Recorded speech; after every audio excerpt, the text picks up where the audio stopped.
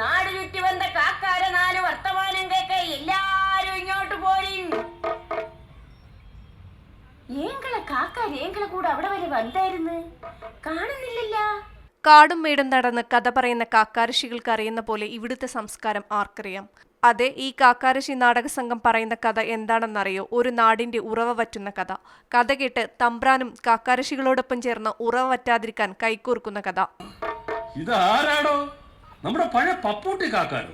താൻ എവിടെ ആയിരുന്നോ? ഒന്നും പറയുന്നോ?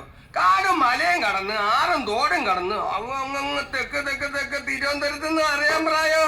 നാളത്തെ ജലസുരക്ഷ ഉറപ്പുവരുത്താൻ ഇന്നത്തെ ജലം സൂക്ഷിക്കൂ എന്ന സന്ദേശമുയർത്തി ജലയാനം 2014 എന്ന ജലനിധിയുടെ 2ാം ഘട്ട പ്രചാരണത്തിന്റെ ഭാഗമായി ജലവകുപ്പ് നടത്തുന്ന പ്രചരണ ജാഥയുടെ ഭാഗമായിരുന്നു നാടകം. കനകക്കുന്നിൽ നിന്ന് ആരംഭിച്ച റോഡ് ഷോയുടെ സംസ്ഥാനതല ഉദ്ഘാടനം ജലവിഭവ വകുപ്പ് മന്ത്രി PJ ജോസഫ് ഉദ്ഘാടനം ചെയ്തു. തിരുവനന്തപുരത്ത് നിന്ന് തുടങ്ങുന്ന നാടകയാത്ര 40ാം നാൾ കാസർഗോഡ് അവസാനിക്കും. മീഡിയ 1 തിരുവനന്തപുരം.